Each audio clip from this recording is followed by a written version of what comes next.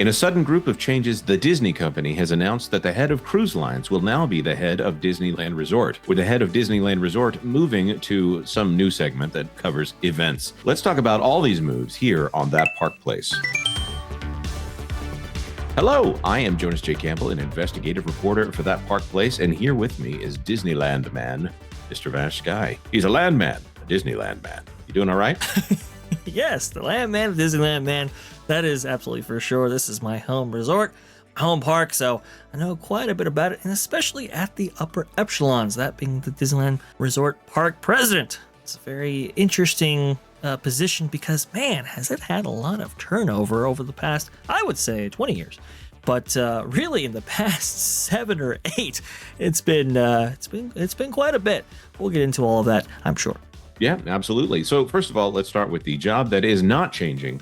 Josh D'Amaro, head of Disney experiences, because at Disney, they only have experiences, not parks and experiences. Over there at Universal, they have parks and experiences, or maybe it's experiences and destinations.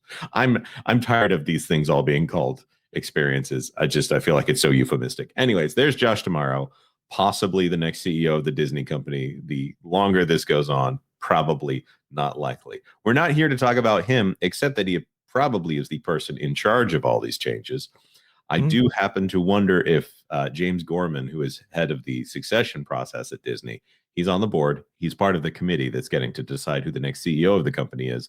I wonder if there were discussions about which divisions are handled well, and if they said, hey, that Disneyland right there, what's up with that one? Maybe we could move some things around here. Well, let's talk about the guy who, until a few hours ago, we thought was the head of Disneyland. His name is Ken Potrock.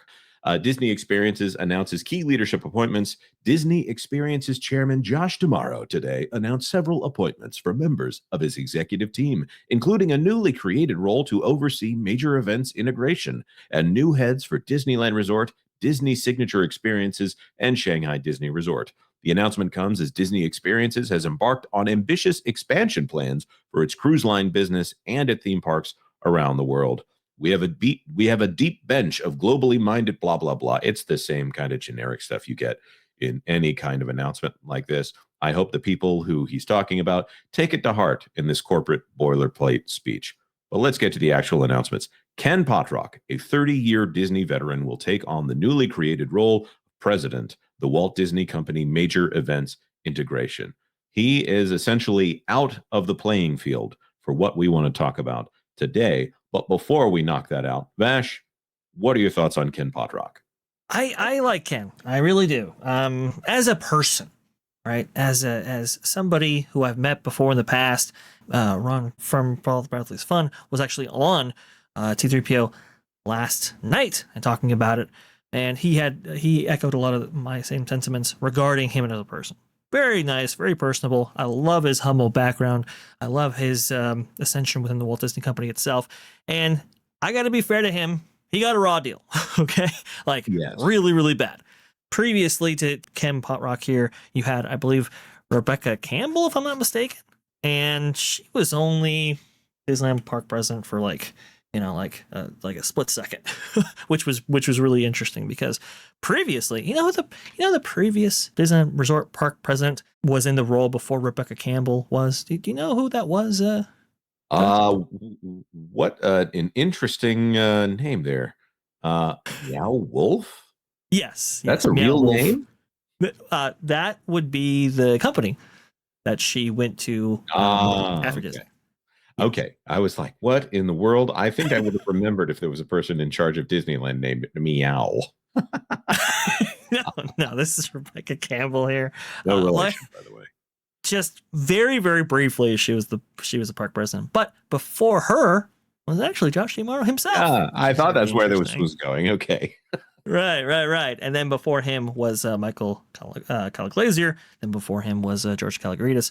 Anyway, that's not nearly as important as Ken Potrock's role. And I bring up the turnover point because there had been a lot of turnover in that role. And so Ken, I think a lot of people were expecting some stability. Well, turns out only a couple weeks in, the parks were forced to shut down for 412 days over there at Disneyland Resort because of COVID. Yep. Well, And because of COVID and because of Gavin Newsom, let's not forget his role in of making course. sure that nothing could happen economically, and he could make sure that he had peace as he dined at the French Laundry. Yes, indeed. I'm sorry. I do apologize. Yes, that's exactly right. And so he was thrust into this, and I remember hearing an interview from him.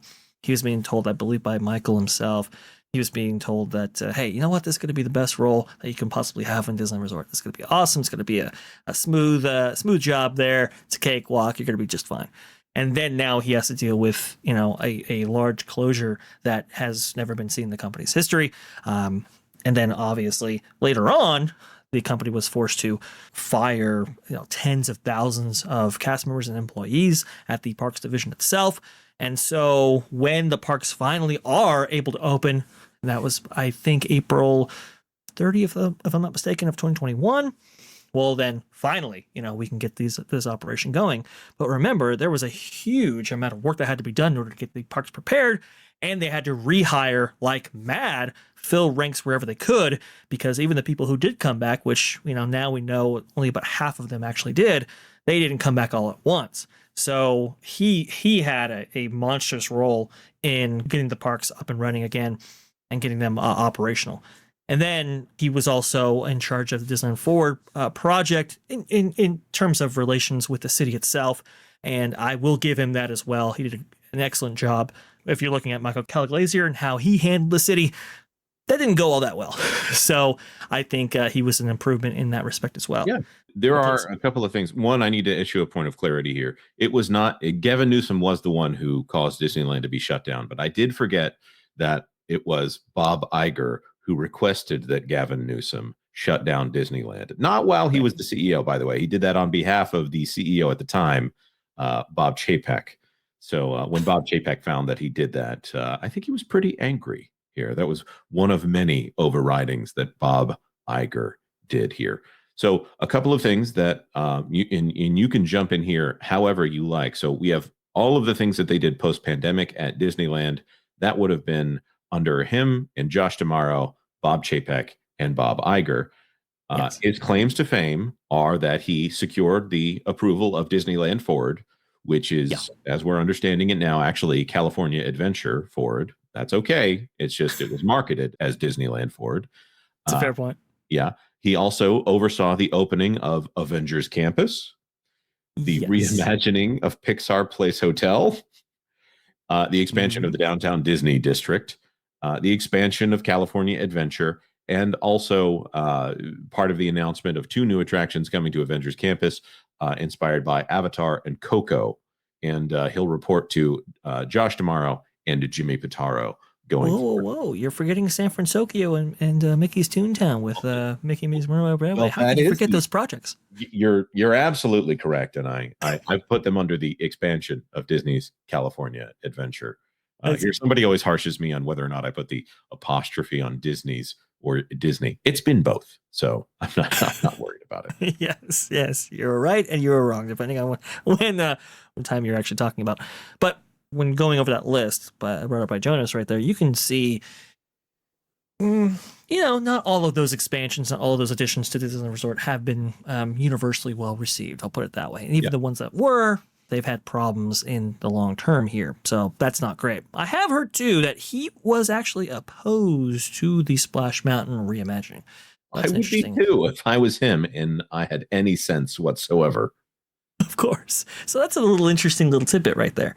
But quite frankly, Jonas, I haven't been unbelievably impressed with Ken's job performance at the Disneyland Resort. All the way down. I mean, I think it really kind of starts and ends with the cast members themselves. The cast members that they brought in order to fill ranks, and that's not to disparage anybody. I'm just saying, there has been a decline, I would say, in customer service at Disneyland Resort, pretty profoundly. Now, that's not all Ken's fault, but it's just an issue that hasn't been overcome, I would say, ever since the parks reopened in April of 2021. Also, too, we've heard a lot about union disputes, workers' rights, and things happening behind the scenes that probably shouldn't have happened, that precipitated entire unions being established, and they have done, I think, irrevocable damage to the entertainment. Live entertainment at the parks? Yeah, live entertainment at the parks or the entertainment package at Disneyland Resort. I mean, it just really has gone down the tubes ever since some of these things have really caught wind. So I think his presidency is kind of marred by a lot of the things that happened with him on there, and while they're not his fault, some of these things could have been mitigated, I think, more than they were. So that's kind of unfortunate. But we're here to talk about the future as well. And now Right. that brings us to Thomas Mazloum. So, Jonas, do you know anything about this gentleman here? I probably don't know as much as you, but I will venture also while taking some notes from the Disney company website here. Thomas Mazloum is in charge of the cruise lines, or was in charge of the cruise lines. And for those of you who out there, I don't mean to get defensive again here, but for those of you who say that we're only negative about the Walt Disney Company, actually the cruise lines have been pretty fantastic in all of this. We have not seen the same declines in the cruise lines that we've seen everywhere else. And we were very quick to call it when they said that they were expanding, when they said they were turbocharging the parks. Actually, sorry, turbocharging experiences, even though they wanted you to think it was the parks. That capacity that they were talking about adding in was in the cruise lines and in DVC. DVC is a whole other conversation. Not going to get into that. But the cruise lines, this is obviously an area that they're wanting to expand, and they're adding a whole bunch of smaller ships, I should say, into the cruise lines. And everyone says these things are where it's at, notwithstanding a couple of comments here and there that we've been hearing. So they've taken the guy who was in charge of the only, in our opinion, successful area of the company. And I don't just mean the experiences division. And now they're going to make him the president of Disneyland Resort. Right. And I think this is very, very good. Okay. Because like you said before, Signature Experiences or the cruise line has done, I think, fantastic work. Even, people like Valiant Renegade, for example, he's been very complimentary of the cruise line. You wouldn't get that compliment from a Disney movie or maybe even a Disney park experience, but from the cruise line, he gives the A-OK. Also, too, WWB Pro has been very complimentary of the cruise line. I think we all have, really. It's one of those areas within the company that kind of harkens back to that amazing customer service and quality back, with Walt's day and so forth. So very, very good stuff. Also, too, he was not just in charge of the cruise line, but he was in charge of Disney Signature Experiences, which encompasses, yes, the cruise line for sure, but also to Disney Vacation Club, Adventures by Disney, Golden Oak, all of those different things that the company has engaged in. And from what I understand, the customer service has been really, really great at those places. And we've seen a long host of investment invested by the company towards that specific division right here. So with this context being what it is, I think we're in a really good place. And by the way, Jonas, this actually harkens back to Disneyland's history of the past. Why so? Because, well, Thomas Mazloum, coming from the Disney Cruise Line, echoes when Matt We Met came from the Disney Cruise Line and was placed as the president of the Disneyland Resort. Ushered in the 50th anniversary celebration, with it a long host of refurbishments and different things in order to get that resort ready. Really, top to bottom, really kind of did away with maybe the Cynthia Harris and Paul Pressler days that had plagued the resort before that, and really got the resort back in shape. Not just structurally, not just creatively, but also culturally. I think he was a huge plus, and that's why when he eventually left Disney in order to go to Cedar Fair, he was welcomed and embraced so lovingly because people understood what he actually brought to Disneyland Resort while he was actually there. And he was there for Cedar Fair for many, many years, right up until actually just before the company merged recently with Six Flags. So That's right. If this follows history, we're in good shape. Right. And I think there are rumors out there that I've heard that We Met has been critical at some of the same things that we've been critical of, probably not as openly as we have, I will say that, about some of the things like the reservation system and the overly complicated process of trying to enjoy a vacation at a Disney resort here. Now, there are some other changes that are a little bit smaller. Mazloum is going from cruise lines over to Disneyland, which means the head of Shanghai is going over to cruise lines. And one of the people, that's Joe Schott, by the way, has been appointed to Thomas Mazloum's former position. And then Andrew Bolstein is going to be the head of the Shanghai resorts. So there's so many smaller moves that happen here that Vash, do you have any comment on that? I'm not overly worried about the changes at the Shanghai resort. Yeah, I'm not overly worried about that either. So I haven't done the big deep dive that I usually do with positions like this. Look, changing of the guard, we'll have to see how these executives actually blossom in their roles here. I will say, though, I do question Ken Potrock's new role here.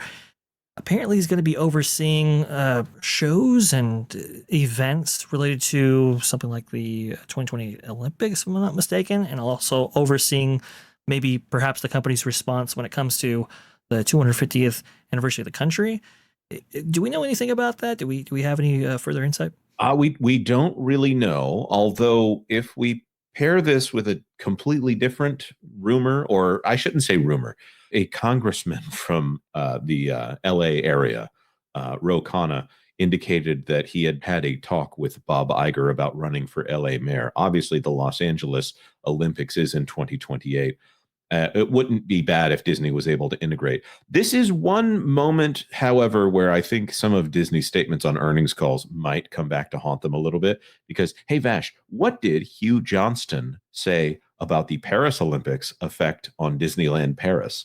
Oh yeah, that was very bad for Disneyland Paris. In fact, it cannibalized much of the attendance that would have otherwise been seen at Disneyland Paris Resort right there. So not good. Yeah. I don't know what this new position is. I don't know if they're just trying to get him out of the Disneyland area, because Disneyland right now is a bit of a disaster. We have covered it on this channel, not as thoroughly as we honestly could have. And now Tiana's Bayou Adventure, and we can't put all of this on the parks operations people, because some of this is Imagineering as well. They have frequent shutdowns on their premier attraction there. Tiana's Bayou Adventure at both parks is now in shutdowns earlier in the evening so that they can do evening testing. We haven't confirmed that it's evening testing at Walt Disney World, but it happening at both parks. We know that that's what's happening at Disneyland, so there's no reason to think it's not that at Walt Disney World. There have been so many lackluster decisions at these parks that seem to adversely affect the customer experience. That I have to wonder if this is we need a change, and we need someone to come in and have a mandate and have lots of reasons to change things, because the people who came up with the original less than adequate decisions are still there. So the cruise line business, and if Disney has this great cruise line business that shines in an area where service is so critical, bringing a lot of that to Disneyland Resort, I think that's a good thing. I think that's a very good thing. I would like to hear the phrase white glove treatment at the Disney company come back in style. Vash, do you have any thoughts before we wrap this all up? No, absolutely. I would love to see the white glove treatment come back. And here's the thing, Disney Cruise Line, they absolutely do that. And with a cast that is international, it's from all over the world, and I'm sure has far more turnover than something that you would experience in Southern California at Disneyland Resort. So to bring in some of that, fresh blood, and to, reinvigorate the culture at Disneyland Resort is so desperately needed, because so much of it was lost and not much of it has returned.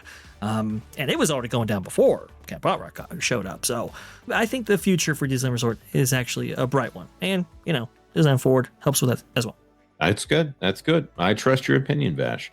But of course, if you want to see what's actually going on over the next few months, few years even, you should stay tuned to That Park Place for all the news that should be fun. Thanks for watching That Park Place News.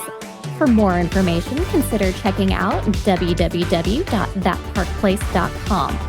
And don't forget to subscribe, share, like, and send this out on your favorite social media accounts.